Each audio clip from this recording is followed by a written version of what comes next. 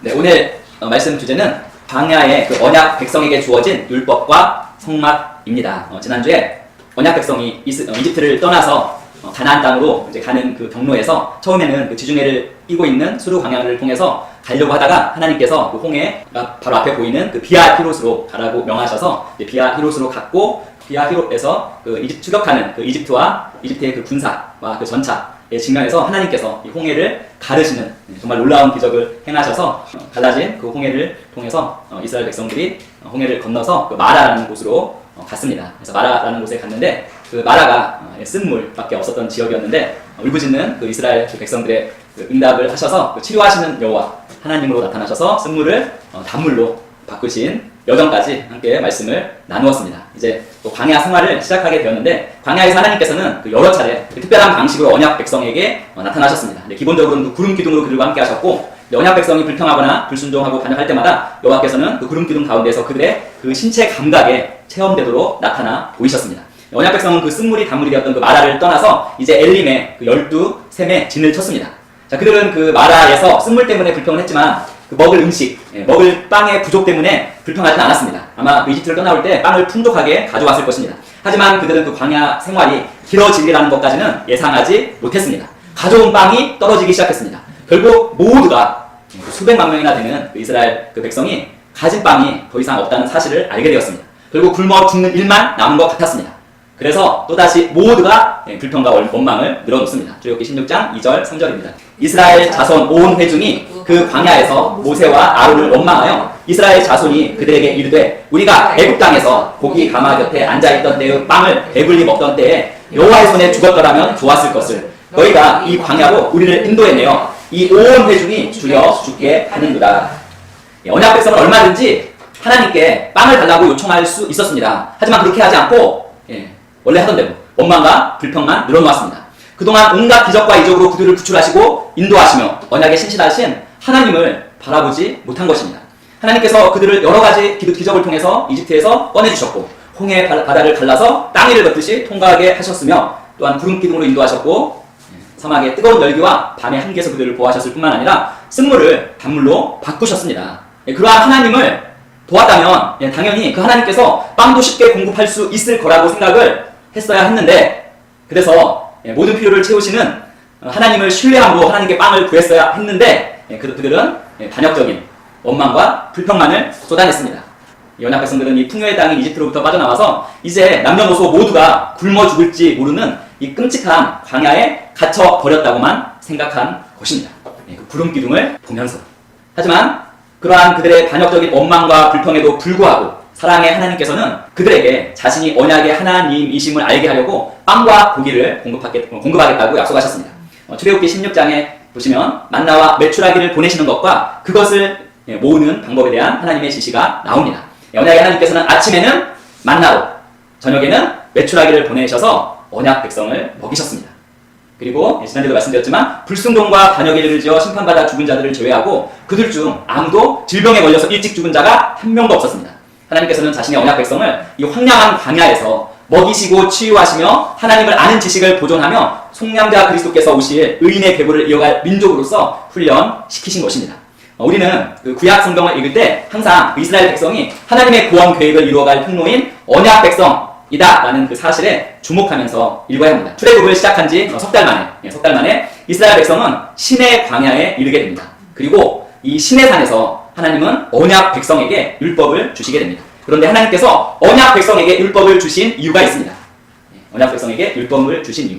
자, 우리는 이스라엘 백성이 아직 하나님의 생명을 받지 못하다는 사실을 우리는 생각해야 합니다. 여전히 그들은 영적으로 죽은 상태였기 때문에 그들의 삶의 모든 측면을 다스릴 율법이 필요했습니다. 그래서 시내산에서 하나님께서는 모세를 통해서 율법을 주십니다. 출애굽기 19장에 하나님께서 그분의 백성에게 나타나신 일을 또한 우리에게 전해줍니다. 우리는 하나님께서 자신을 나타내신 것이 신체 감각의 수준에서 이루어졌음을 주목합니다. 그래서 이스라엘 백성은 오감을 통해서, 신체 감각을 통해서 연기와 불을 볼 수 있었고 또한 나팔 소리도 들을 수 있었습니다. 자, 이스라엘 백성들은 영적으로 죽어 있었기 때문에 시내산에는 접근할 수 없었습니다. 오직 모세만 시내산에 접근할 수 있었고 하나님께서는 이 모세에게 율법을 주셨습니다. 그들에게 주어진 율법은 언약의 율법입니다. 아브라함의 언약이 성취되었을 때 언약의 율법 또한 성취되었습니다. 그런데 이 율법은 하나님께서 이스라엘 백성에게 주신 율법은 다음 세 부분으로 나누어집니다. 첫 번째는 하나님의 의로운 뜻을 나타내는 계명입니다. 십계명을 포함해서 하나님의 의로운 뜻을 나타내는 계명입니다. 두 번째는 이스라엘의 사회 생활, 소셜 라이프죠. 어떻게 생활하는지에 관한 그런 법규입니다. 그리고 세 번째는 종교 생활을 지배하는 규례로 되어 있습니다. 그래서 율법은 계명과 규례와 제사라는 이 세 가지 요소로 이루어져 있습니다. 자, 이 계명은 고린도후서 3장 7절 9절에 의하면 돌에 써서 새긴 죽게 하는 율법 조문의 사역이라고 되어 있습니다. 즉 계명은 정죄의 사역이자 죽음의 사역이었습니다. 결국 이 계명은 인간의 신령 가운데 통치하고 있는 영적 죽음을 드러내는 그러한 기능을 했습니다. 그리고 규례는 대제사장에게 여호와와 함께하는 그 백성의 대표 자격을 부여하는 것이었습니다. 그리고 마지막으로 제사는 깨어진 율법과 그 영적으로 죽은 이스라엘 백성의 죄를 덮어주는 기능을 하는 율법이었습니다. 그리고 하나님께서는 이 율법을 세 번으로 나누어 주셨습니다. 첫 번째는 구두로 율법을 주셨습니다. 이는 제사장과 제사가 준비되지 않은 채 주어졌던 것이고 법규가 뒤따라왔습니다. 그리고 세 가지 절기, 우리가 아는 유월절, 맥추절, 초막절을 지키라는 지시와 가나안 정복에 대한 지시, 그리고 이스라엘 백성들 사이의 관계에 대한 지시가 덧붙여졌습니다. 그게 첫 번째 주신 율법이었고요. 두 번째는 모세가 불판을 받기 위해서 시내산으로 올라가서 받은 것입니다. 자, 산 위에 올라간 모세는 성막과 제사장과 제사에 관한 그러한 율법을 받았습니다. 그런데 우리가 잘 아는 것처럼 모세가 율법을 받는 사이 아론의 지도를 받던 그 이스라엘 백성들이 금송아지 우상을 만들어서 그 십계명의 첫 계명을 깨뜨렸습니다. 이에 분노한 모세가 하나님께서 직접 손가락으로 쓰신 이 돌판을 깨뜨려 버립니다. 그래서 이제 세 번째 또 주시게 되는데 바로 모세가 다시 돌판을 만들게 되었고 여호와 하나님께서 거기에다가 다시 율법을 쓰셨습니다. 그래서 율법을 주신 하나님은 이스라엘 백성들에게 이제 성막을 만들도록 합니다. 자, 하나님께서 언약 백성에게 성막을 주신 이유가 있습니다. 자, 하나님께서는 그분의 언약 백성과 함께 교제하기를 갈망하셨습니다. 하지만 그들이 하나님의 생명이 없고 영적 죽음의 상태에 있었기 때문에 하나님께서는 그 언약 백성의 심령에는 거하실 수 없었습니다. 결국 하나님께서는 그들의 신체 감각에 나타나야만 했습니다. 하나님에 대한 이스라엘 백성의 경배 역시 그 신체 감각의 그 제사 수준에서 이루어져야만 했습니다. 그래서 하나님께서 거하시는 장소이자 또한 이스라엘 백성이 육체를 지닌 제사장을 통해서 하나님을 만나게 될 물리적인 장소가 있어야만 했습니다. 즉 성막의 필요성이 제기된 것입니다. 그런데 이 성막을 지을 때 하나님께서는 이스라엘 백성이 자유의지로 기꺼이 드리는 것으로 이 성막을 만들도록 요청하셨습니다. 즉 이스라엘 백성이 먼저 그들 가운데 그들의 그 신체 감각 가운데 임하시는 그 하나님의 임재를 먼저 원해야 했습니다. 그래서 하나님께서 그 모세에게 그 성막을 짓는 정확한 패턴을 지시해 주셨고 그 패턴대로 정확하게 지어져야 했습니다. 하나님은 우리가 항상 기억해야 될 것은 인간이 영적으로 죽자마자, 즉 아담과 하와가 영적으로 죽자마자 즉시 인간의 속량을 위해 계속해서 활동하고 계셨다는 사실입니다. 그런데 우리가 이 성막을 통해서 알 수 있는 것은 이 성막이 그리스도, 바로 앞으로 오게 될 속량자이신 그리스도의 모형일 뿐만 아니라 그리스도께서 인간을 위해 가져오실 이 속량 전체 계획의 모형도도 된다는 사실을 우리는 인식해야 합니다. 따라서 세부사항은 하나님이 지시하신 패턴을 따라서 정확히 이 성막을 만들게 되었고 이 성막을 짓는 것 자체가 결국은 예수 그리스도 안에서 인류를 위한 그 속량 사역을 가져올 무대, 즉 그 모형을 세우는 일이었습니다. 한번 화면을 보시기 바랍니다. 화면을 보시면 성막의 그 모습이 아주 자세히 나와 있습니다. 성막은 보시면 하얀 그 세마포로 둘러싼 이 울타리 서쪽, 그러니까 저희가 보는 왼쪽이 동쪽이고요, 오른쪽이 서쪽입니다. 그래서 성막들의 서쪽에 지금 세워져 있습니다. 그림에서 보는 것처럼 이 성막의 그 길이는 약 16m, 높이하고 넓이는 3m보다 약간 더 됩니다. 이러한 긴 직육 면체로 되어 있습니다. 그리고 이 성막은 우리가 아는 것처럼 두 부분으로 나눠져 있습니다. 좀 더 넓은 장소가 성소고 좀 더 좁은 장소가 지성소라고 불립니다. 그리고 이 지성소에는 언약궤와 자비석 또는 속죄소라 하는 그 자비석이 있고 성소에는 금 등잔대, 금 진설병상, 금 분향 제단이 있습니다. 그리고 성막이 세워졌을 때 보시면 우떡개라고 되어 있는 부분 보이시죠? 외부에서 볼 수 있는 유일한 그 덮개는 염소털로 짠 그 통판 휘장, 그 붉은색 통판 휘장과 해달 가죽으로 만들어진 그 우떡개만 그 외부에서 볼 수 있었습니다. 그 아래에 있는 그 첫 번째 휘장은 정교하게 짠 그 세마포 천이었는데 청색과 자주색과 주홍색 그리고 흰색으로 짠 것이었습니다. 그리고 그 위에 붉게 염색된 그 염소 가죽을 그 위에 덮었고 그 위에 해달 가죽 덮개를 덮었습니다. 자, 이렇게 해서 성막이 딱 세워졌을 때 이스라엘 백성들의 그 진영의 모습입니다. 성막이 세워졌을 때 하나님의 임재의 상징인 그 구름이 그 성막의 그 끝자락에 있었고, 보시는 것처럼 거대한 우산처럼 진영에 이렇게 다 그리워졌습니다. 이 구름이 항상 이 언약 백성들과 함께 했습니다. 언약 백성들이 떠나야 할 때 구름은 이 성막 꼭대기에서 떠올라서 하나님께서 이스라엘 백성을 이끄시기 원하는 방향으로 진행했습니다. 그리고 이스라엘 백성이 야영해야 할, 머물러야 할 곳에 이르렀을 때 그 구름은 멈추게 됩니다. 이런 식으로 구름은 그 이스라엘 백성을 인도했고, 어디로 가야 하는지, 어디에서 머물러야 하는지를 지시해 주었습니다. 그래서 이스라엘 백성이 영적으로 죽은 상태였기 때문에 이렇게 보시는 것처럼 하나님께서는 그들의 신체 감각에 자신을 나타내셔야만 했습니다. 오늘날은 그럴 필요가 없습니다.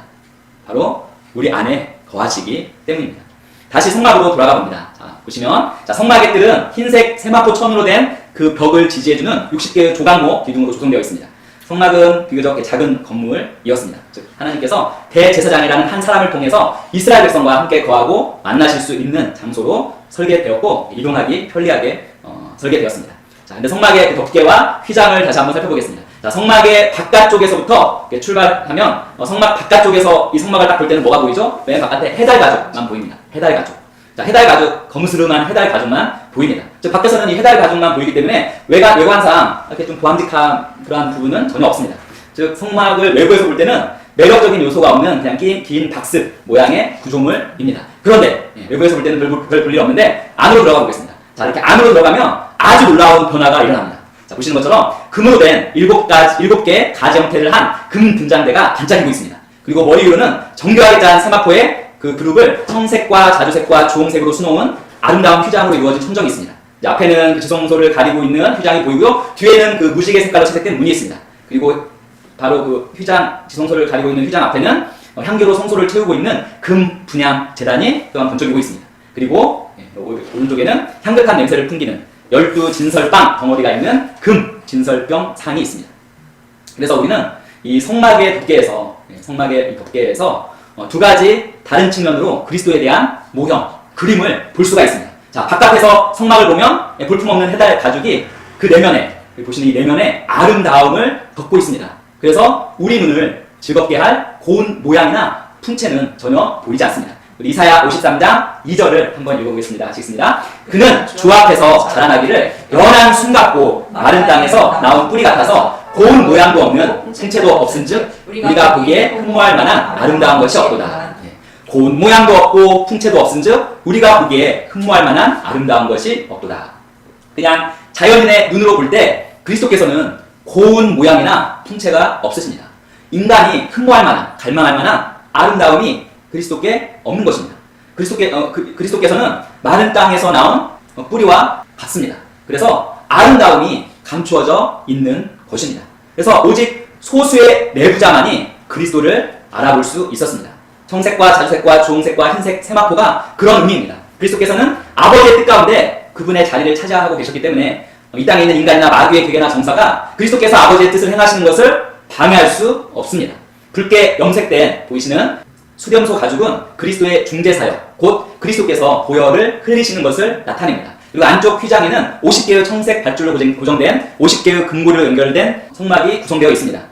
청색 밧줄과 50개의 그 고리는 하나님과 인간의 요구를 완전히 충족시킬 수 있는 그 그리스도의 신성을 나타냅니다. 그리고 이 휘장은 전부 한 포짜리였습니다. 그래서 하늘빛의 청색은 그리스도의 천상의 성품을 나타내는 것입니다. 그리스도께서 완전한 사람이셨지만 동시에 완전한 하나님이셨습니다. 그리고 그리스도께서는 자신이 누구인지 또는 자신이 어디로 가고 있는지를 항상 분명히 아셨습니다. 그래서 이 자주색은 그리스도의 왕권을 나타냅니다. 그 그리스도 안에서 거듭난 우리는 바로 왕처럼 행하고 정복자보다 나은 위치를 갖는 것입니다. 이 주홍색은 그리스도의 죽음을 나타냅니다. 그리고 진정한 주홍색은 오직 피 흘리는 그 죽음에 의해서만 만들어질 수 있습니다. 그래서 하나님과 인간의 연합인 그리스도의 성육신만으로는 우리를 속량하시기에 충분하지 않았습니다. 성육신만으로는 우리를 속량하기에 충분하지 않았습니다. 그리스도께서 십자가에서 인간의 모든 것과 동일시 되셔야 했습니다. 그래서 그리스도께서는 십자가에 피 흘리는 죽음으로 말미암아 죽음의 권세를 가진 자를 무력케 하시고 인간을 마귀의 통치로부터 해방하실 수 있었던 것입니다. 그래서 정교하게 짠 보이시는 흰색 세마포가 있습니다. 흰색 세마포로 된 덮개는 인간으로서 그리스도의 흠없는 순수함을 나타냅니다. 그리스도께서는 공의의 요구와 인간의 필요를 충족시키기 위해 전적으로 인간이 되어야 하는 동시에 모든 점에서 우리처럼 인간으로서 유혹을 받으면서도 완벽한 하나님의 아들로서 아버지를 계속 기쁘게 해드려야 했습니다. 자, 이제는 성막 뜰의 문을 다시 살펴보도록 하겠습니다. 흰색 세마포 벽으로 이렇게 둘러싸여 있는데 맨 왼쪽이죠. 맨 왼쪽. 동쪽인데 그 입구는 흰색 세마포가 아닙니다. 바로 청색과 자주색과 주홍색으로 짜여진 이렇게 문을 보실 수 있습니다. 그런데 성막을 짓는 일에 관해서는 하나님께서 모세에게 지시하실 때는 가장 먼저 언약궤, 지성소의 언약궤와 그 자비석에서 시작하셔서 밖에 보이는 물두멍, 그리고 번제단, 그리고 뜰의 문까지 지시하셨습니다.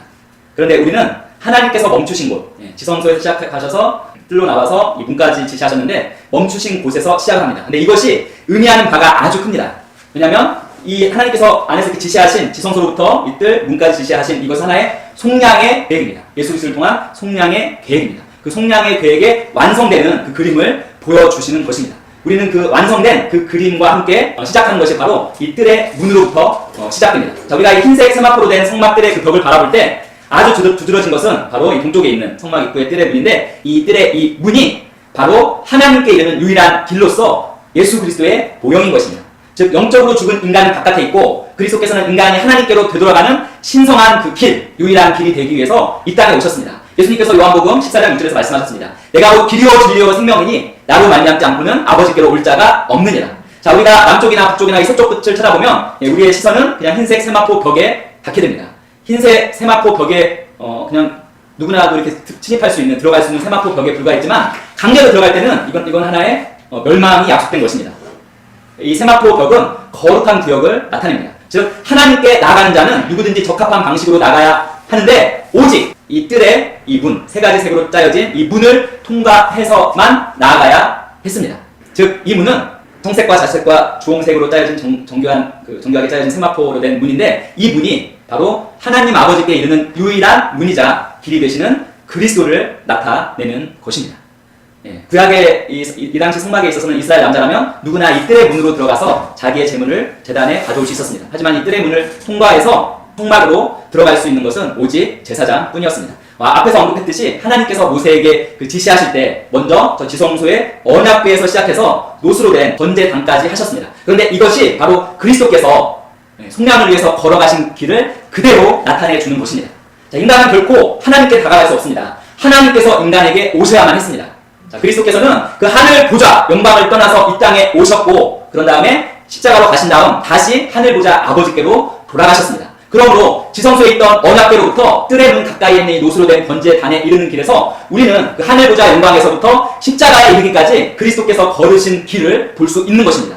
십자가에서, 즉 저 번제단에서 그분은 영적으로 죽은 인간과 자신을 동일시하신 후에 다시 하늘 보좌에 계신 아버지께로 돌아가셨습니다. 그래서 우리는 언약궤로부터 시작하여서 노수로 된 번제단에 이르는 성막의 길에서 그리스도께서 인간을 위해 가져오신 완전한 그 속량의 모형을 볼 수 있는 것입니다.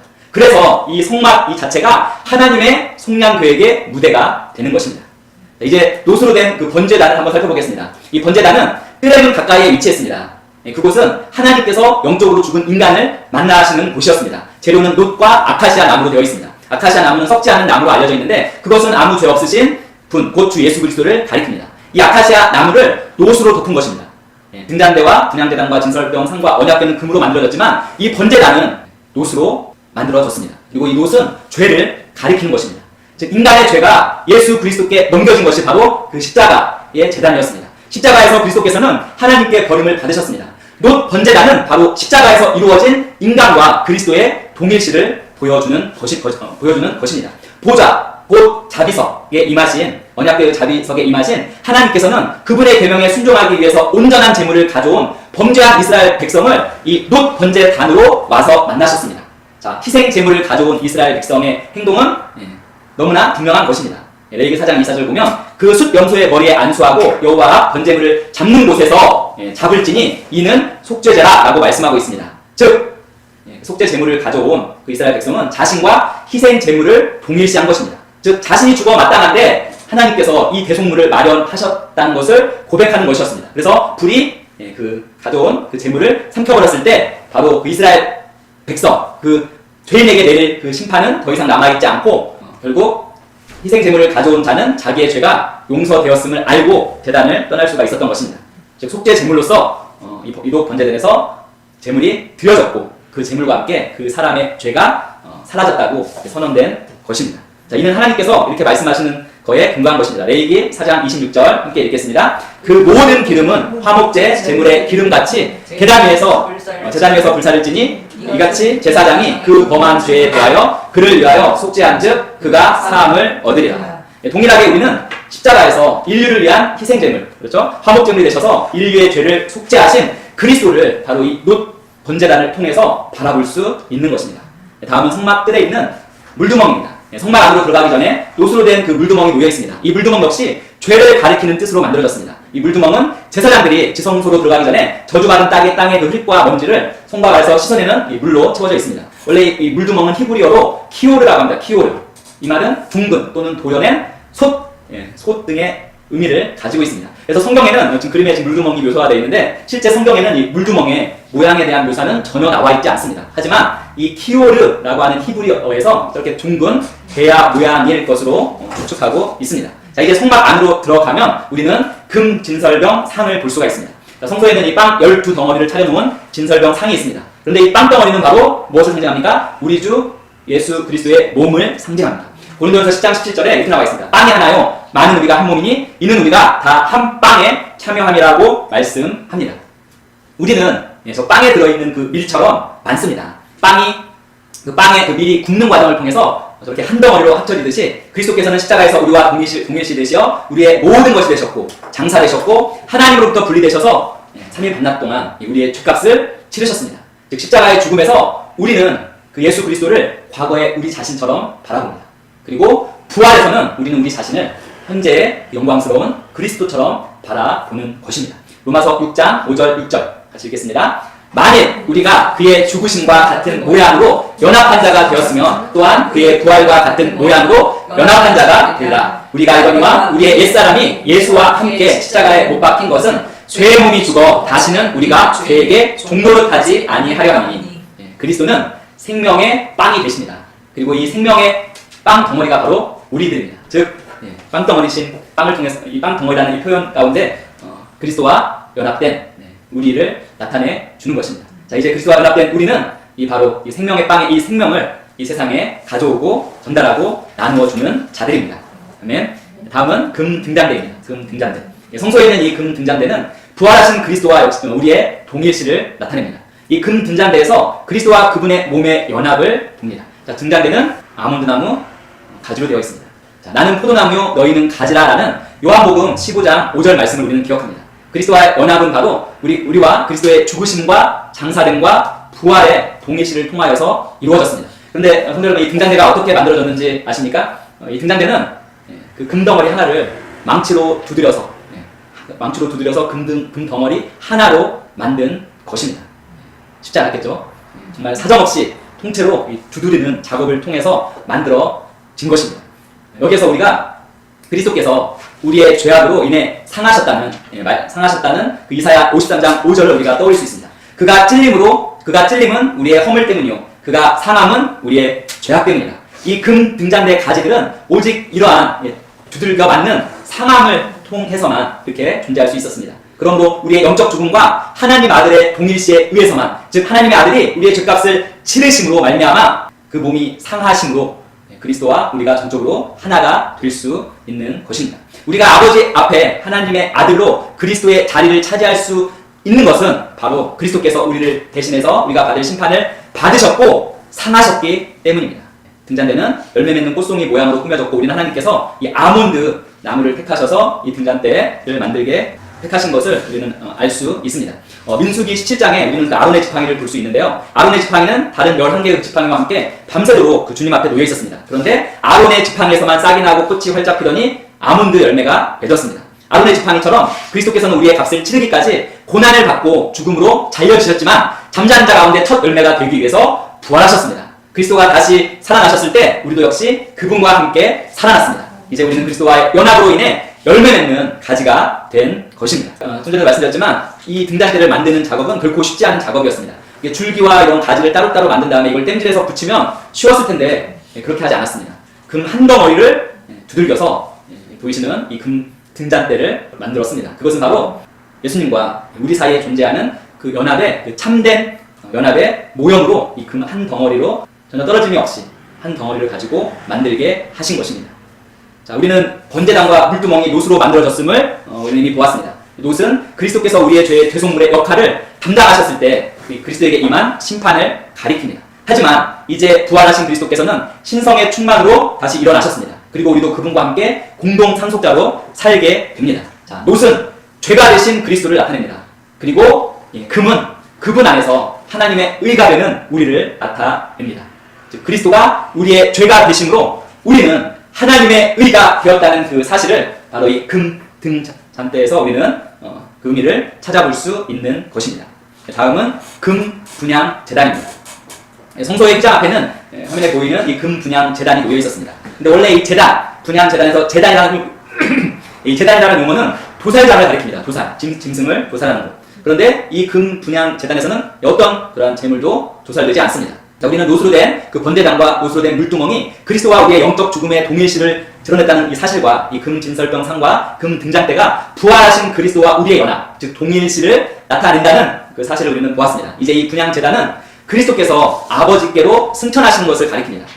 동시에 분향 제단의 이 제단은 그리스도의 흘리신 보혈을 암시합니다. 그리스도께서 하늘에 있는 지성소로 가셔서 우리를 위한 영원한 구속, 속량을 획득하신 것은 바로 그분 자신의 보혈에 의해서입니다. 그래서 분향 제단을 만드는 재료는 다시금 그리스도에 대한 그 진리를 반복해서 나타내줍니다. 자, 금은 그리스도의 신성을 선포합니다. 그리고 이 아카시아 나무, 이 분향 제단은 금과 아카시아 나무로 만들어졌는데 이 아카시아 나무는 그리스도의 인성을 나타냅니다. 즉 그리스도는 참 하나님이시자 참 인간이십니다.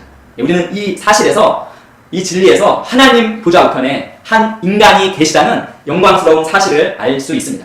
이는 그리스도께서 인간으로서 하늘에서 우리를 위해 중보하고 계시다는 진리를 우리에게 계시해 주시는 것입니다. 마지막으로 지성소 안에 언약궤입니다. 자, 언약궤 보이시죠? 언약궤의 그 덮개, 저기 보이는 그룹이 서 있는 그 언약궤의 덮개가 자비석이라고도 하고 속죄소라고도 합니다. 이 덮개 위에는 활짝 날개를 핀 두 그룹이 있습니다. 그 날개로 지금 자비석을 덮고 있는 딱 모습입니다. 자, 우리는 로마서 3장 24절, 25절에서 제가 읽어드리겠습니다. 그리스도 예수님 안에 있는 구속을 통해 하나님의 은혜로 값없이 의롭게 되었느니라. 그분을 하나님께서 그분의 피를 믿는 믿음을 통한 화목제물로 세우셨으니 라는 그 말씀을 읽을 수 있습니다. 그런데 화목제물로 세우셨으니에서 이 화목제물을 70인 여기에서 표현하는 단어가 바로 자비석입니다. 자비석. 언약궤를 덮고 있는 자비석입니다. 따라서 우리는 그분을 이렇게 읽을 수 있습니다. 하나님께서 그리스도를 자비석이 되도록 세우셨으니 라고 읽을 수 있습니다. 그러면 우리는 이렇게 질문할 수가 있습니다. 거룩하시고 죄를 싫어하시는 하나님의 보좌가 어떻게 심판의 보좌가 아니라 이 자비석이 될 수 있단 말입니다. 자비석은 영어로 mercy seat입니다. 즉 자비, 하나님 자비로운 할 때 그 자비의 장소라는 자리라는 의미입니다. 이게 하나님의 이 보좌가 심판의 보좌가 아니라 어떻게 자비석이 될 수 있단 말입니다. 레위기 16장은 1년에 한 번 있는 대속죄일에 대해서 말씀해 줍니다. 그날에 주님 앞에 염소 2마리를 데려옵니다. 그리고 제비뽑기를 한 다음에 2마리 중 1마리는 속죄 염소로서 회중들의 죄를 실어서 아무도 살지 않는 광야로 내보냅니다. 그런데 또 한 마리 염소가 있습니다. 바로 주를 위한 염소로 알려진 염소가 있는데 속죄 염소가 그리스도의 대속을 가리킨 반면에 이 주를 위한 염소는 그 속죄 제물 그 자체를 가리킵니다. 즉 하나님께서는 갈보리 십자가에 달리신 그리스도가 하신 일을 근거로, 즉 속죄 제물 대신 그리스도께서 하신 일을 근거로 정죄받은 인류를 자비롭게 대하실 수 있다는 의미를 가지고 있는 것입니다. 그리스도께서는 하나님과 영적으로 죽은 인간이 만날 수 있는 자비석 그 자체가 되도록 세워지신 것입니다. 우리는 속죄 제물인 주님을 위한 염소로 인해서 무엇이 이루어졌는지를 볼 수 있습니다. 그림에 보시면 그 염소를 죽인 다음에 그림에 나와 있는 건 바로 대제사장입니다. 대제사장이 염소의 피를 지성소로 가져가서 7번 이 자비석 위에 뿌린 것입니다. 뭘 뿌렸다고요? 주님을 위한 염소. 속죄 제물인 그 주님을 위한 염소의 그 피를 죽인 다음에 그 피를 그 자비석 그 위에 뿌렸습니다. 우리는 그 죽은 염소를 진영 밖에서 태우는 것을 볼 때 우리를 대신하셔서 하나님의 심판 아래 죽으신 주 예수님의 모형을 볼 수 있습니다. 그러나 우리는 예수님이 죽은 자로부터 일어나셔서 자신의 피를 가지고 이 하늘의 지성소로 들어가신 것을 볼 때 염소의 피를 가지고 지성소로 들어가는 이 제사장이 무엇을 나타내는지 우리는 알 수가 있습니다. 두 그룹이 자비석에서 취하고 있는 자세를 한번 바라보시기 바랍니다. 자, 두 그룹이 자비석에서 취하고 있는 자세, 날개를 펴고 그 시선은 바로 그 자비석 언약궤의 뚜껑이 되는 그 자비석을 향해 있는 것을 볼 수가 있습니다. 자, 이 그룹이 처음 나온 게 언제인지 아십니까? 바로 첫 조상 아담과 하와가 범죄해서 에덴 동산에서 쫓겨났을 때 하나님께서 다시는 이 사람이 에덴 동산 안에 들어오지 못하도록 그룹을 두십니다. 그렇죠? 불타는 화영검을 가지고 지키는 그룹을 두셨습니다. 기억나시죠? 불타는 화영검을 가진 이 그룹으로 인간이 다시는 에덴 동산에 들어오지 못하도록 하셨습니다. 자, 그런데 이 자비석 위에 있는 이 그룹의 모습은 어떻습니까? 이 그룹은 화영검도 어떠한 검도 들고 있지 않습니다. 자, 화영검을 딱 들고 에덴 동산을 지키던 두 그룹은 아무도 가까이 오지 못한다라는 메시지를 던지고 있습니다. 하지만 이 자비석 위에 있는 이 두 그룹은 가까이 오면 안 돼라고 경고하는 그러한 제스처가 전혀 없습니다. 그리고 이 두 그룹의 시선은 바로 대제사장이 뿌린 그 염소의 핏자국이 묻어있는 바로 자비석을 향해 있는 것을 우리는 볼 수가 있습니다. 그래서 바로 그 핏자국, 자, 이 핏자국은 바로 염소의 핏자국이기도 하고 동시에 이 핏자국은 그리스도의 핏자국의 모형입니다. 그래서 이 핏자국이 이스라엘 가운데 있는 이 하나님의 보좌가 이 심판의 보좌가 아니라 이 자비석이 되는지를 우리에게 알려주는 것입니다. 그 보좌, 저 자비석의 보좌에 앉으신 하나님께서는 이 핏자국에서, 즉 자신을 하나님 아버지와 동등됨을 취하지 않으시고 순종하심으로 흘리신 그 아들의 피의 그 모형을 바라보시는 것입니다. 그 피가 무엇을 의미하는지 우리는 잘 알고 있습니다. 그 피를 통해, 피 흘리는 죽음을 통해서 공의의 모든 요구를 만족시킨 바로 자신의 독생자가 흘릴 그 피의 그 모형을 바로 하나님께서는 바라보시는 것입니다. 그 피 때문에 공의의 하나님께서 이스라엘 대제사장을 통해서 이스라엘 백성을 만나실 수 있었던 것입니다. 심판받아 마땅한 영이 죽어있는 이스라엘 백성들에게 하나님께서 자비와 은혜를 베푸실 수 있었던 것입니다. 놀랍지 않습니까? 이것이 바로 광야에서 영적으로 죽어있었던 언약 백성을 하나님께서 먹이시고 입히시고 인도하시고 치유하시며 돌보실 수 있었던 이유인 것입니다. 이제 우리가 마지막으로 주목할 것은 바로 율법을 두는 장소입니다. 자, 율법이 지금 어디에 있습니까? 이 언약궤에서 출애굽기 25장 21절에 가면 자비석을 궤 위에 얹고 얹었죠? 내가 내게 줄 증거판, 언약이죠? 언약을 궤 속에 넣어라. 자, 당연히 언약궤니까 언약은 궤 안에 있습니다. 영적으로 죽은 인간이 도저히 지킬 수 없고 오직 정죄만 하게 만드는 이 율법이 어디에 위치해 있습니까? 바로 자비석 아래에 위치해 있는 곳입니다.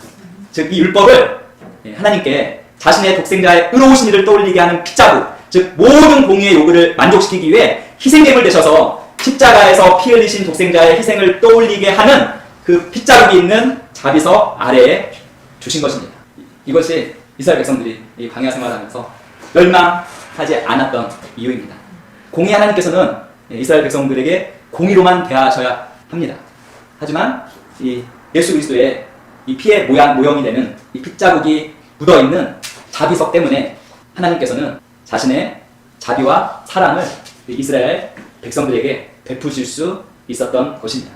결국 모든 것은 이 성막과 성막에 관련된 율법의 모든 것은 결국 예수 그리스도의 모형입니다. 예수 그리스도께서 이 땅 가운데 오셔서 인류를 그 속량하시게 되는 그 모든 속량 계획의 모형이 되는 것입니다.